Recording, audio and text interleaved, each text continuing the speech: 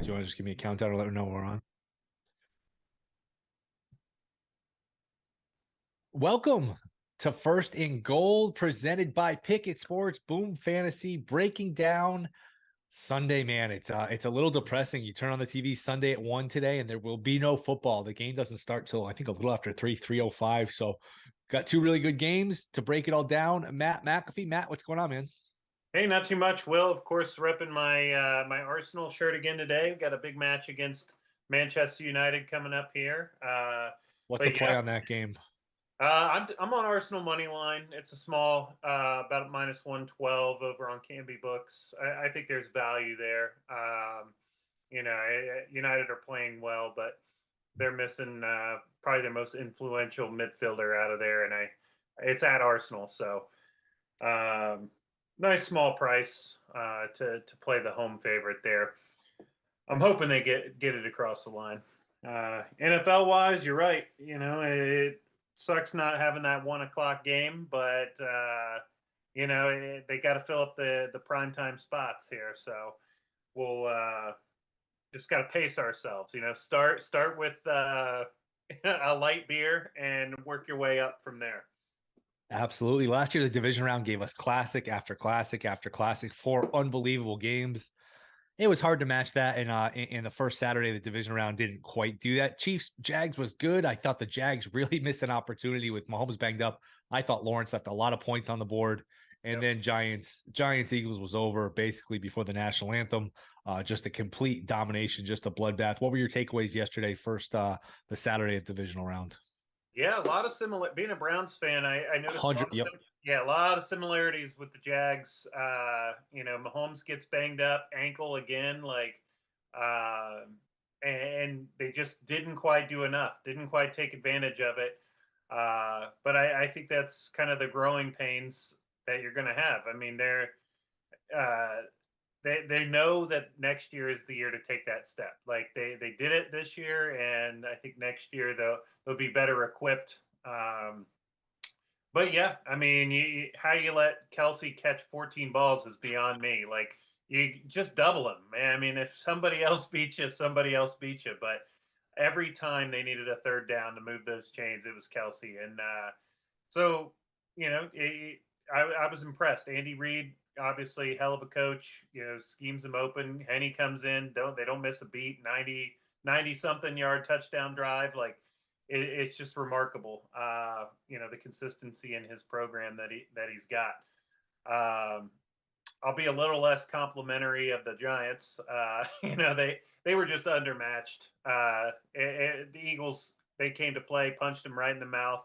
I don't think the Giants, they just didn't have the horses for that race. And the Eagles kind of they showed who was boss. That graphics they were putting up where it was like outscored the Giants. I think it was like 71-6 in the first half over three meetings. It's good JV story. versus the varsity. Yeah, I mean, like you mentioned when we were just kind of warming up, I think people overreacted to what they saw against the Vikings.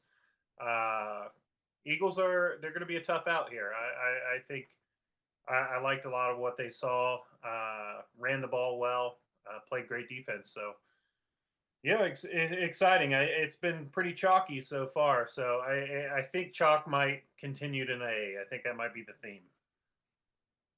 Yeah, and again, this might be recency bias too, but that Giant team last night, that might be the worst team I've ever seen make the division round. I know there was a Seattle team that was 7-9, but that was a team that, they had Marshawn Lynch and Hasselbeck.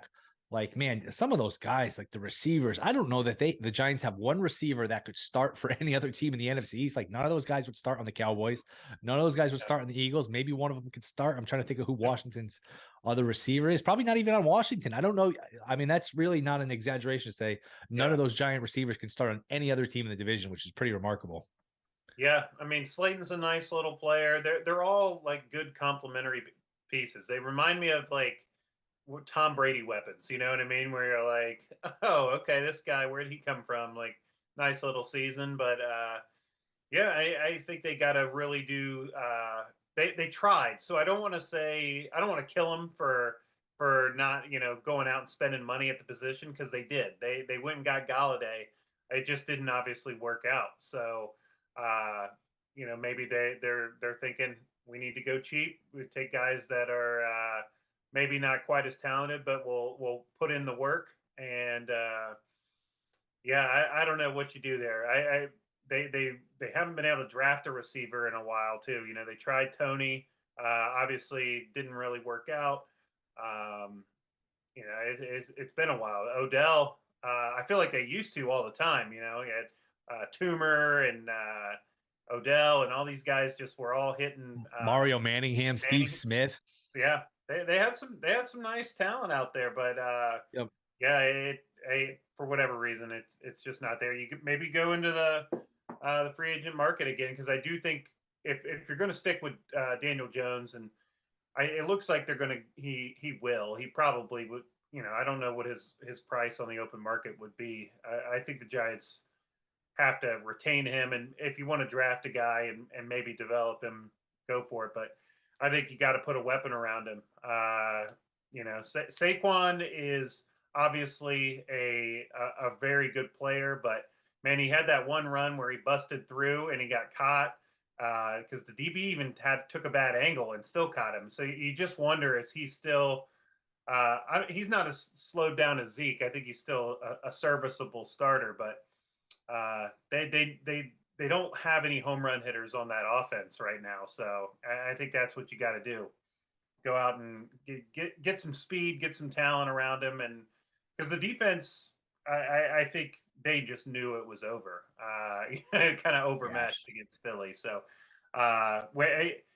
when your offense can't get a first down, the defense just eventually you fold. You get tired of rolling back out there, and it's like, all right, we bust our ass, and then we're back out here in 2 minutes. Like it's got to be demoralizing.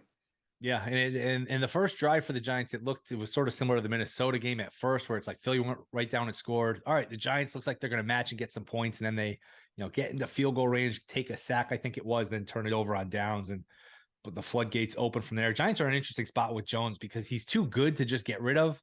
Yeah. But is he good enough where you're just going to just throw the bag at him? Same thing with Barkley. You want to really pay a running back who's had injuries, who's in like his fifth year now, which is hard to believe. Yeah. Going into his sixth year, I think it is. But I don't know what that answer is because it's tough. You're almost in no man's land here with Jones, where he's pretty good. He's better than I ever thought he'd be. I don't want to kick him to the curb, but man, it's one thing to date. It's another thing to marry. I don't know if I want to marry.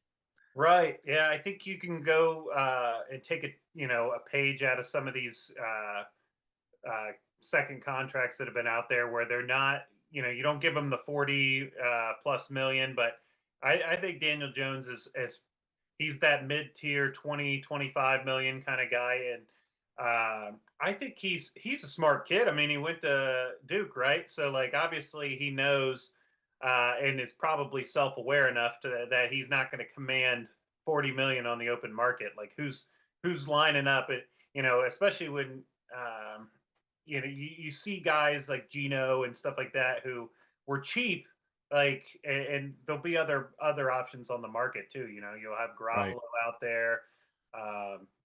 Who knows if I mean, it seems like the Ravens are going to do everything they can to keep Lamar, but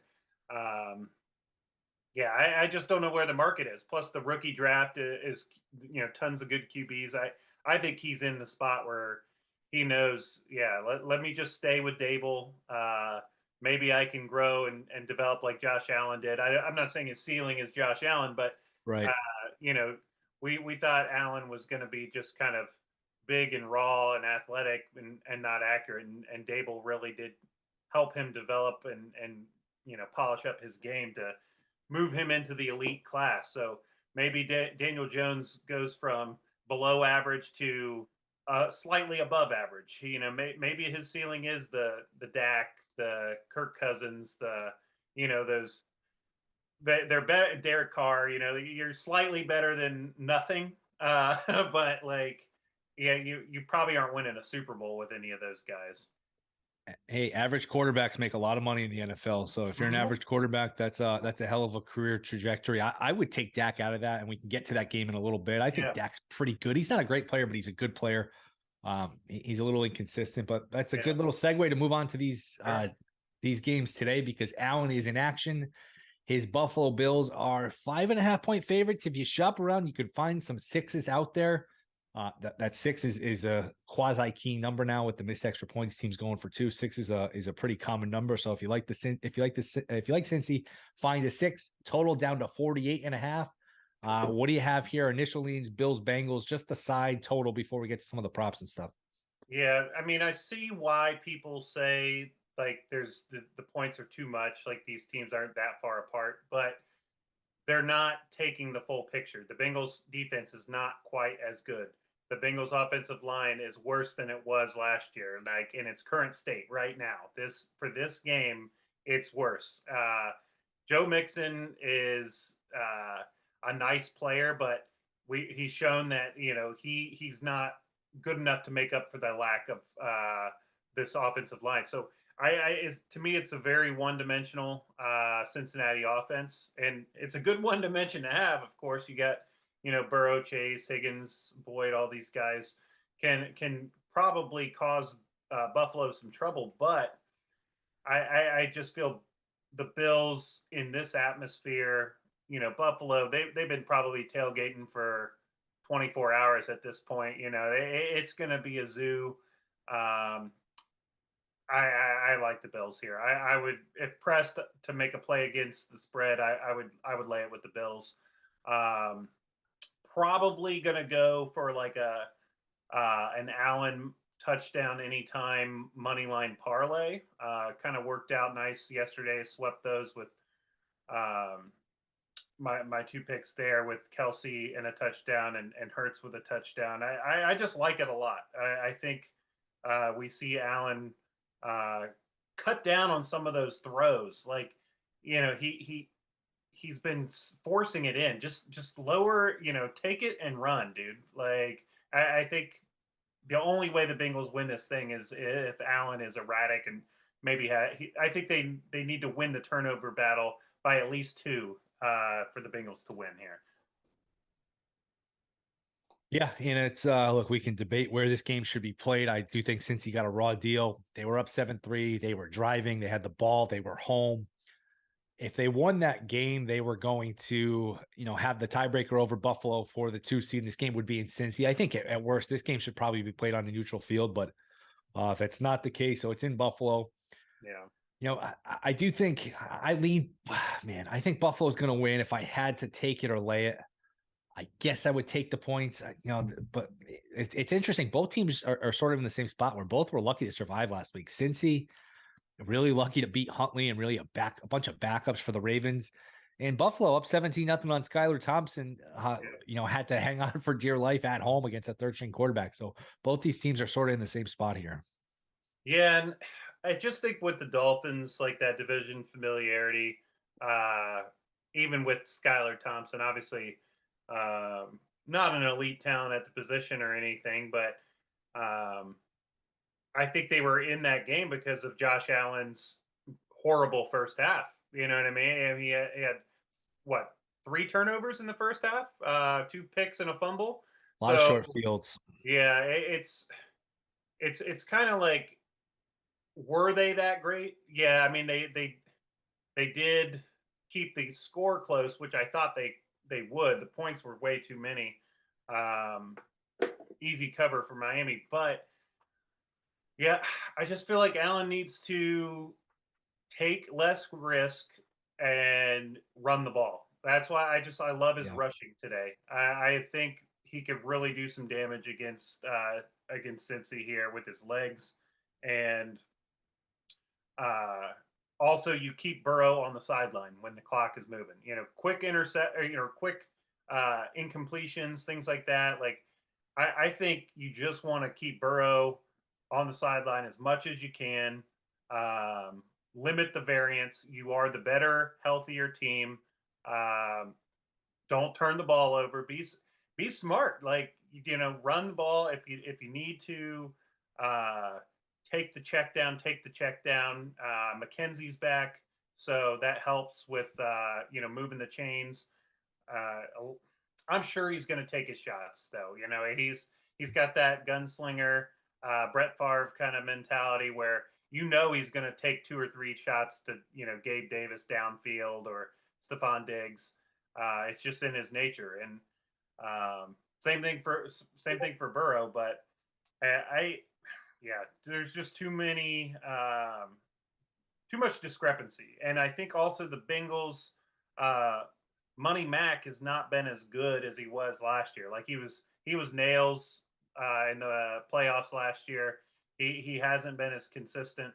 Um, so yeah, I think the Bills have the edge in almost every department, except I would say the Bengals have wide receivers. You know, everywhere else, to me, it looks like the Bills have the advantage. So I'm with you also with the narrative of this game should have probably been on a neutral field.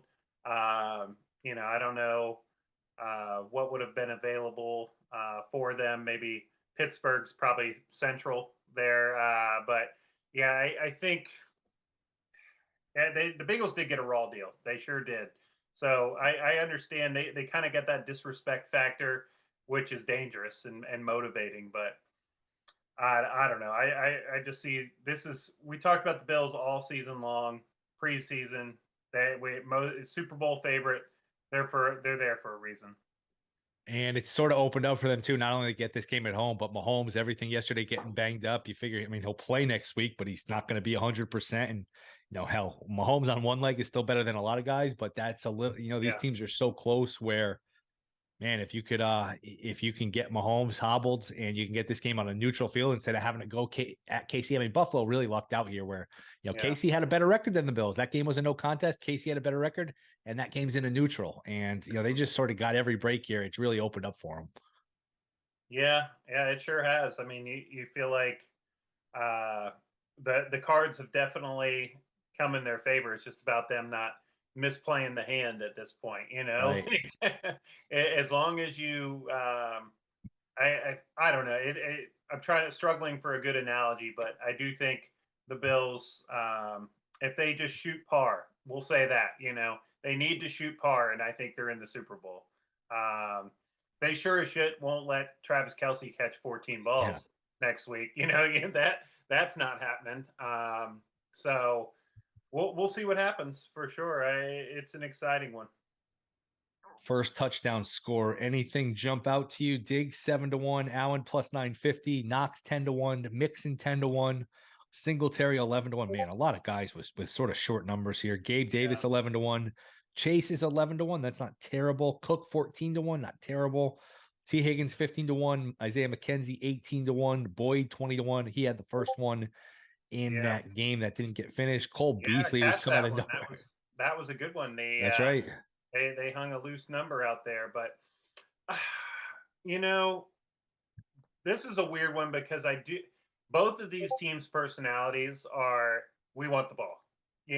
We want our offense out there on the field first. So um, it's tough to handicap it that way sometimes because a lot of teams will do the smart thing, or at least the traditionally smart thing and defer so you can control the middle of the game there, that middle eight.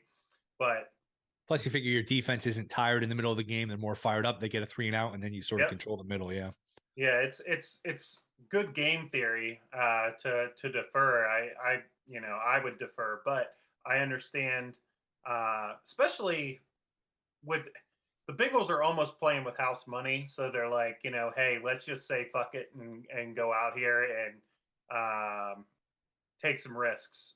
So I do think there's value here. Looking at it, the books think it's going to be Buffalo that scores first. Um, Gosh, Dawson Knox has been printing money in that first TD market, but 10-1 is getting a little too short. Yeah, I'd like him at least at 12, 13, 14-1. That now is the third favorite. It's getting kind of gross there. So T Higgins 15-1 I like. Um, Tyler Boyd 20-1 I like.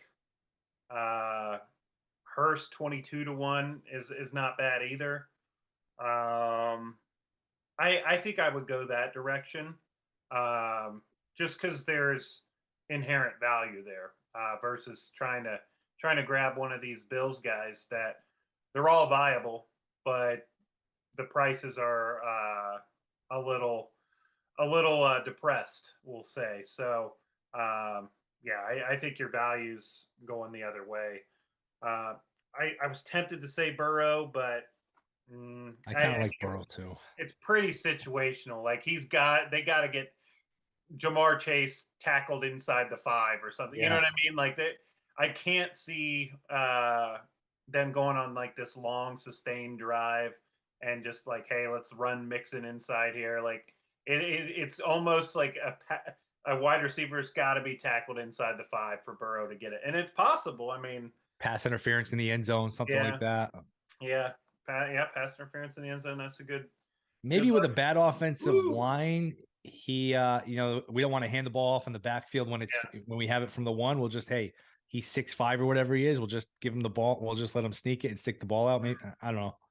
You can always have a broken play, a Trent, scramble. yeah, the Trenton Irwin. I know he doesn't get a ton of snaps out there, but he does come on, and Burrow does trust him. So I'm seeing him on DraftKings. I'd shop it around a little bit. You may find a better price, but 50 to 1, maybe worth a little flyer there. But yeah, it's an interesting one. Isaiah McKenzie 18 to 1's got good value. I know the chat there was just talking about it.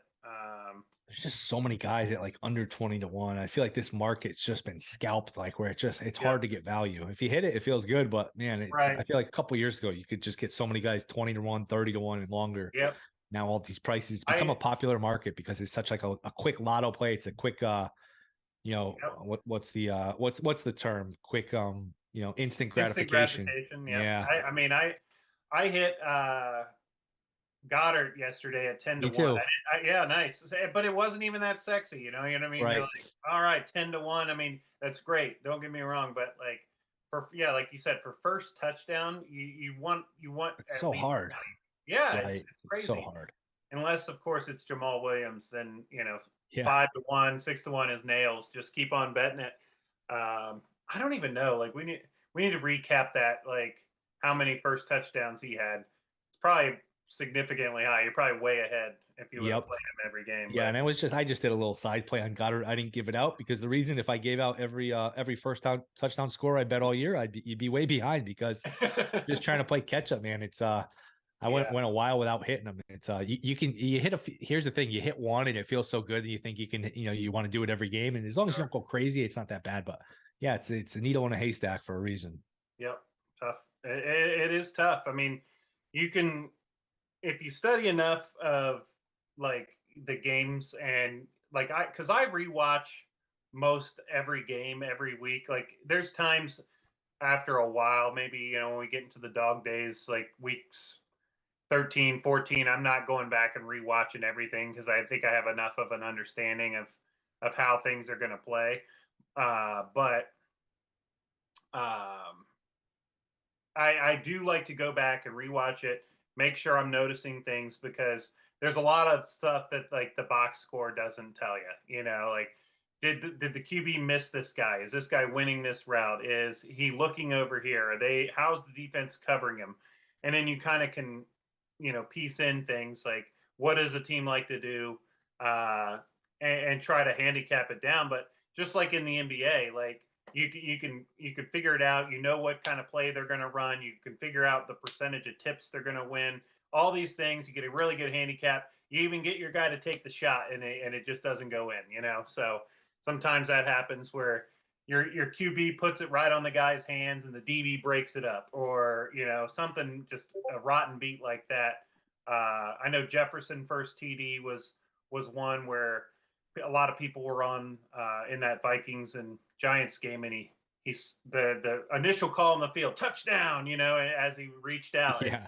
he was short, so that's a tough beat for a lot of people, but that's the way it goes. I mean, it's fun, like you said, instant gratification.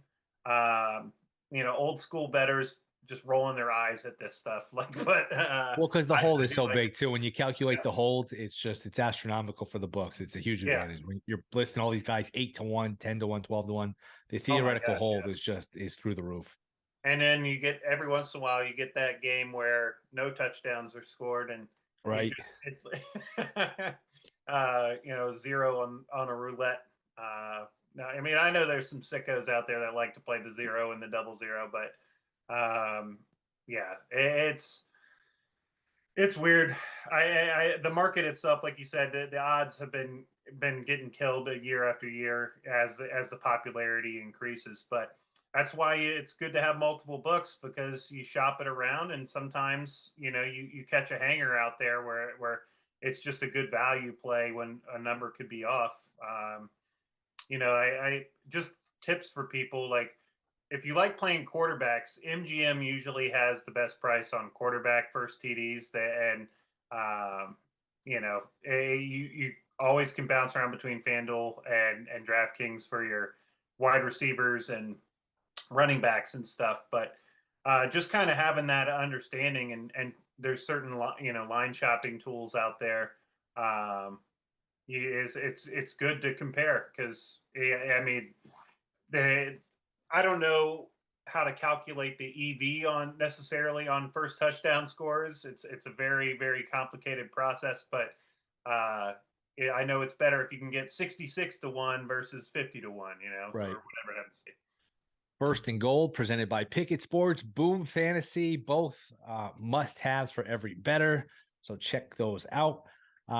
Before we move on, any way you played like the sack prop market, over under sacks, over under team sacks with the beat up offensive line for Cincy? Would you play Buffalo team total over sacks? Again, these markets are sort of niche and hard to find, and you need multiple outs. Is that something you look at though? I think it's a good look. I think mixing under rushing yards is a good look. There's a lot of angles like that where you could try to handicap the offensive line. Burrow INT, that's another one. He just has to get it out quick. And the Bills are going to sit on it. They're going to play a lot of zone. They're not turning their backs to Burrow.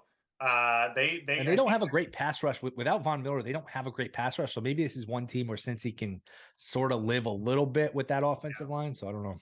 I think you're right. They're not elite out on the edge, but I think the pressure up the middle with guys like Oliver and stuff are just it's Burrow's going to get moved off of his spot a lot, and maybe they do bring some exotic blitzes, but I think the Bills just are going to sit in nickel all day, bring four, and let Edmonds and stuff just probe the middle of the field there, and they're going to try their chances. Where would you lean with the total? 48.5. Is it 49 and a Do we half? have any 48 and a half? weather concerns at all?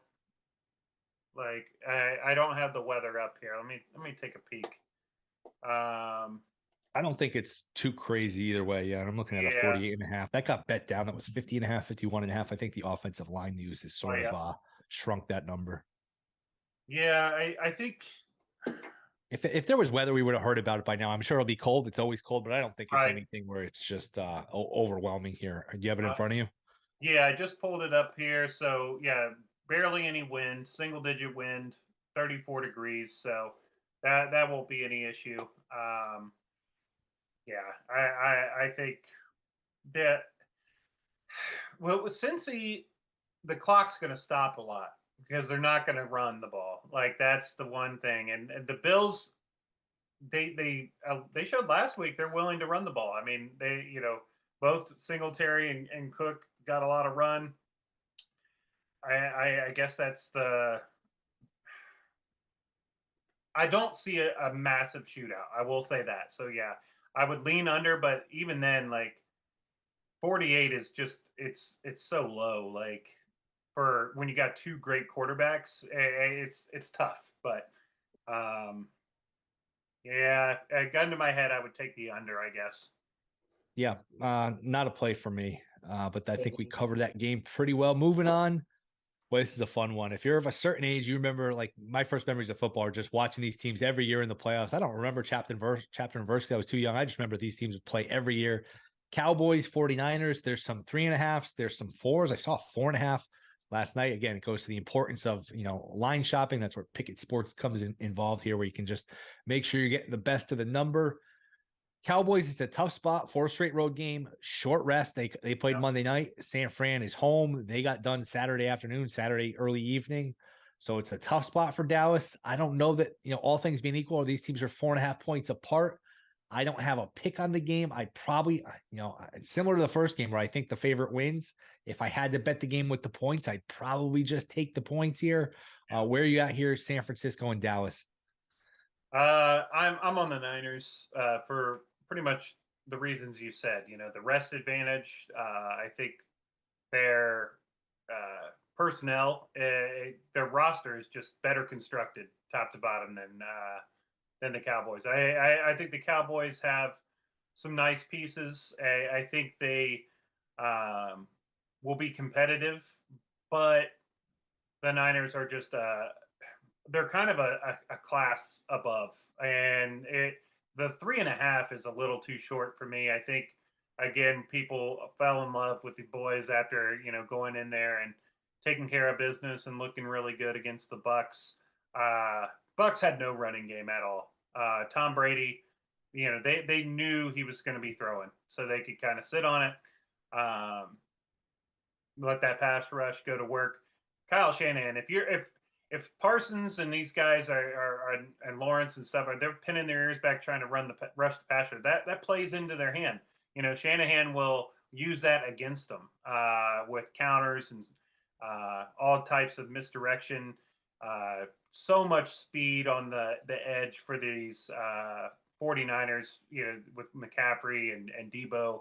And to me, I think they just have too many ways to get it done. I think they control the ball, don't turn it over. They let that defense just go to work. We've seen that Zeke can't get any push right now. That Cowboys offensive line is banged up as well, a little bit, and so I think if they are looking to pass the ball around, they might have some success. But where Schultz killed Tampa Bay, I think the Niners can kind of cover him better with like guys like Fred Warner. I think on the outside, CeeDee Lamb might have a nice day. Chardavius Ward, I think, can be beat. So tough one for sure. I don't want to be disrespectful of the Cowboys, but I do think the Niners end up covering this 3.5. I think they can win by about 10 today. So like a 30-20. I do think Dallas will move the ball. And I just sort of went back from scratch, and I could make this point for Cincy too, and I'll make it for San Fran. San Fran's obviously really good on defense. I think you can expose them a little bit in the secondary. We saw that game in Miami. It doesn't show up on the stat sheets because Tua missed, guys left and right, but I think you can throw it on them. I don't know if their secondary is great. I love their pass rush, their front seven. But I think, you look at the quarterbacks they faced. It's Geno Smith 3 times. It's David Blau. It's Heineken. It's Colt McCoy. It was Mariota. It was Baker Mayfield. I mean, it's not a great group of quarterbacks they faced. Yeah. And when they did face the Chiefs absolutely carved them up and put up 45 points on them. Which you go back and look, it's like the Chiefs didn't do that to anybody. They didn't do that to, the Texans or any of these teams. So I do think if you get time to throw, I think you can make plays in the passing game. So maybe look at a Dak over passing yards. I think it's 251.5, something like that. Maybe a Dallas team total. I do think Dallas gets their points. I think they're good on offense. I think the Dallas will be in the 20s here. Can they get enough stops to win the game? I don't know, but I do think Dallas moves the ball here. Yeah, I think the Chiefs caught the Niners at a good time, though, when a lot of their defensive players were out injured for that game. I'm going to double check the inactives for that because the Niners are healthy. As Man United score a goal, my Arsenal are behind here. Yeah, 44 one points. more to throw in too. Stidham moved the ball up and down the field. 34 points on him. That's Jarrett Stidham. So I don't know. Yeah, it's I don't know. Cowboy, like you said, I think the Cowboys can have some success, but with the kicking issue, you wonder how that's going to play in. Anytime if you're taking the dog, to me, when your kicker is a question mark, leaving points on the Right. table is tough. So, especially against a good defense like the Niners, like how many opportunities are you going to have to score?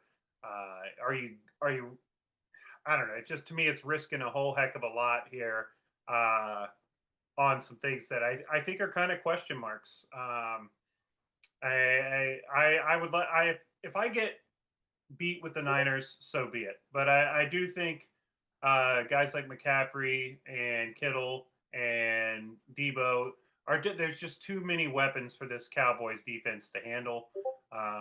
And I like the Niners to get enough stops that I think they're moving on. What would you predict like a final score?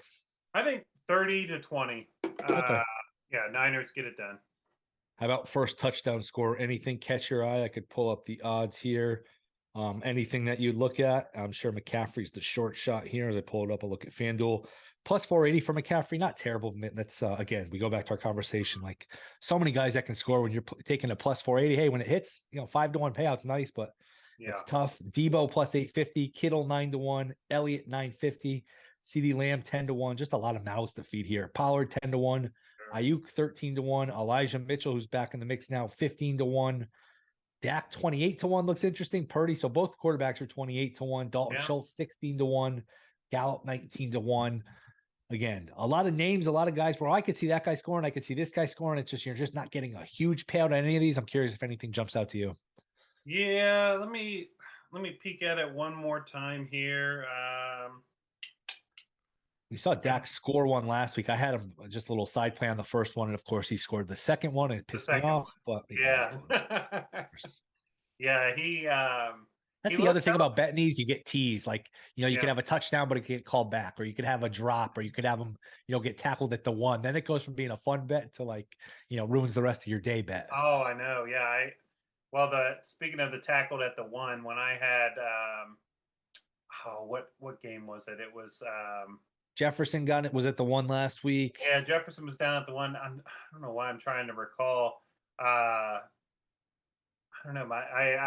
It's escaping me now. But the guy catches the pass and falls down and is touched as he's like going in, and then I don't know why I'm drawing a blank. It was in the Lions game, yeah. The Jameson Williams. No, it was. Oh gosh, why am I drawing a blank on his name? He returns the kicks for him and everything. Oh geez, my brain is not working today. I gotta look Raymond. this up. Raymond, yes, thank you. Yeah, Khalif Raymond. He catches that bomb and falls down as he's catching it, and they roll into the end zone. And of course, Jamal Williams, 1 yard touchdown. Of course, always. But yeah, no, I mean them's the breaks sometimes. But let me see. I like deeper down. I mean, you've got guys like T.Y. Hilton 30-1. I could see Dak giving him a shot. The Niners can be aggressive. I think they do try to look at CD and try to limit him. So maybe if Ty is in one-on-one coverage, I could see a scenario where he could get it. Yeah, I mean, the long shot guys, there's not a ton of stuff I like, but I think we're gonna say, gosh, all right, Kittle 9-1. Well, that's the play. Okay, We're gonna say Kittle 9-1. I would take a shot at Dak. I'm looking at all these guys. There's so many guys I could talk myself into. Even like Juice Check 50-1. The Dallas defense 38-1. Purdy, a little jitters. Yeah. He did make some. They didn't really make him pay for it. I thought he threw some questionable balls, some balls up for grabs. The first half last week sort of settled in. So yeah, again, this is going to be one where you see the touchdown. And man, I'm kicking myself for not taking it. There's just a lot of options, a lot of teams where both guys can score. Before we get out of here, if it's Dallas Philly, What? I'm sorry. If it's Philly, San Francisco, what's that line look like? All right, so I would assume Philly probably 2.5, something like that. That's I don't think high. you're not getting the 3 for sure. Oh no, I wasn't sure Uh, Philly would be favored. I thought because San Fran had shorter odds than Philly in the futures markets, even with Philly having home field. I think with people that was due to Hertz's health and questions about that. So now that that's been put to rest, I think it's probably Philly -2. That's where I think if it there could you might see some 2.5s out there. I doubt it gets to 3. Oh, and Arsenal equalized 1-1. Eddie and Katia. Nice. Nice. I think that cashed a parlay for our good buddy JD, who was I'm on. sure it did. Yeah, he's a menace with the anytime goal scorers. So yeah, I think he played both of those guys. If he's watching, shout out, nice hit, sir. Um, and yeah, hopefully Arsenal can come all the way back here, get the win, and but yeah, I fascinating, man. That game is so juicy. Great game. It's a great teaser. If Yeah. it's 2.5, I would love that because you could just tease San Fran to the eight and a Oh half, yeah. and Whew. I would think it'd be my So if it's Buffalo KC and it's a neutral, 3 just because of Mahomes. You got to dock him at like a point and a half for the ankle. You got to. yeah, yeah, I think You you're can't just right. act like he's 100%. So then you take the Chiefs up and the Yeah. Niners up next. I know a lot of people had that as their Super Bowl was Yep.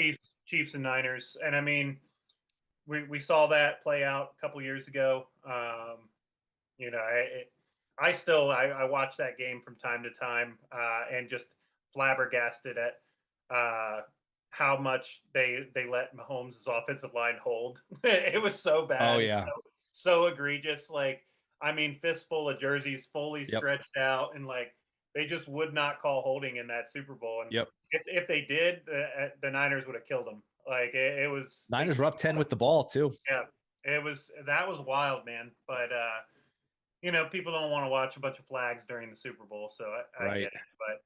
But yeah, it's good, man. I think if I had to pick right now what we see, I do think we get Buffalo versus San Fran, which is like for us, classic boomer. He's like every year he Right. would pick the Niners and the Right. Bills in the Super Bowl. Nobody circles the wagon like the Yeah, Buffalo Bills. yeah, the 49ers and the That's pretty Buffalo good. Bills. That's pretty good. You've been holding But that one back all these months. That was a good one. yeah, I do yeah. think it'll be closer to 1. I said pick 'em San Fran, Philly. Look, we're splitting hairs here. I'll say, yeah, I'll say It's Philly by like a point. I don't yeah. know. Philly be if the Niners destroy the Cowboys, then I think it's a pick 'em. But if they, if the Cowboys are competitive like we think it's going to be, I see, yeah, Philly point and a half, but 2 just makes sense for me. They're going to have that home field. Like, what's home field worth in the NFL? I know it's not 3 anymore. Um, you know, it, you gotta there's that bias with Purdy too. You know what I mean? Like when's he gonna fuck up? Right. It's always there. So I don't know. It's just gosh, fun, and the cream is rising here. So it's fun. Hey, if Burrow upsets the apple cart, so be it. I just feel like Let's do that then. If it's Chiefs yeah, Bengals, what's the line? Chiefs Bengals is an interesting one. Because again, with Mahomes' ankle, like we don't know, but in the rock paper scissors of things, the Bengals seem to have the Chiefs number, especially recently. So I think it's pretty close. I'd say 4. Yeah, I 3.5 was what I was gonna say. I Like think if Mahomes were healthy, it'd be like that dead zone 5.5, maybe 6. yeah, But I think you got to dock Mahomes like a point and a half, 2 points or something, because he's not gonna be able to run. And look, he right. was still effective yesterday, but that's Jacksonville. I don't know. You figure, especially if it's on the turf against Buffalo, that could be a little trickier. Yeah, yeah. So that's the other thing too is like we're looking at a neutral versus it'll be a home game for the Chiefs, right? Right. So Not that I mean, we saw it. Burrow went in. I mean, they got it Sure. done. So it's not impossible, and they beat them this year too. So, but again, I don't know the Cincy offensive line. It just maybe it doesn't matter. But Are the when I three guys started, definitely out? I know the two guys are definitely out. Is it? Have we confirmed the three? I Because I thought the third was I think for sure they're missing their right guard and left tackle. Uh, okay. I so thought it was both tackles. Was it? Was it not both tackles? Collins. What position's Collins? Because he tore his ACL, I think. yeah, Collins right tackle and Jonah Williams is the left Williams is tackle. the left. Yeah. So And then who's the guy in question? Is it let's pull it Karras? up. Let's pull it up just a bit so we don't. Uh, I've got it coming up right here. So we are looking at it is, of course, my page is being silly, but all right. Jonah's out. Alex Kappa is out. Guard. Who's Okay. the right guard? And yeah, Collins is already on IR. And he was So the right tackle. the Yeah. right, So they're missing both tackles. Jeez. right, yeah, both starting tackles are out. They've got Hakeem Adeni. I'm probably butchering his pronunciation. And then yeah, Alex Kappa, their starting right guard, is out. So Both tackles is tough. I mean, that's tough. yep, it looks like they're only going to have one, two, like they've got like, gosh, they're probably only going to be able to dress like 6 linemen for this game. Like, Right. I mean, it's at least on their like looking at their team's depth chart. Uh, Jackson Carmen looks like he is fills in across the board, and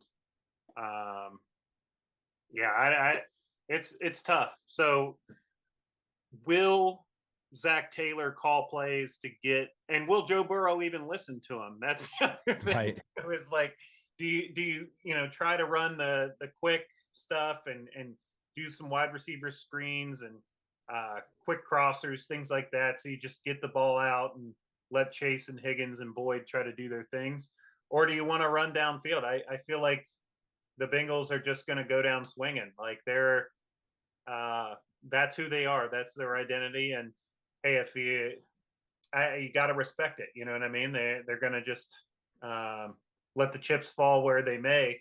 I hope we get a good one, but yeah, I too many holes here. I can't see them running the ball at all. So I'm going to definitely be on unders for Joe Mixon. I think P. Ryan kind of receptions is potentially a look. I think Joe Mixon, because of his inefficiencies in the blocking, he's losing more and more snaps to P. Ryan here. So Right. I think he can fade Mixon today. And then with the tight ends, I mean, Hurst is a pretty solid receiver, but like, again, do you keep a tight end to block? So maybe Hurst unders today. Plus, it's a tough matchup. The Bills are so good at linebacker there. Yeah, I don't know. It's there's so many ways to slice it and try to isolate different handicap angles, but